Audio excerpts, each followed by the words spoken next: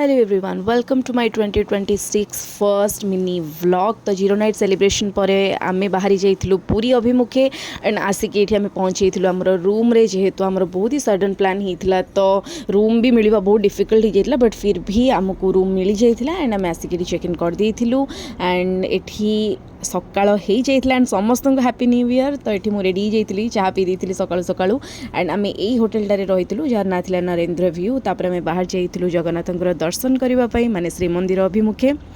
बहुत ही गोटे अलग टाइप्र फिलिंग्स थिला कहीं फर्स्ट टाइम माने 1 जनवरी में आसी प्रभु को दर्शन करने एंड आप लंबा लाइन तो देखी पारे एते भिड़ थिला लाइन पूरा लंबी थिला जमती कि आपण मैंने देखी पारे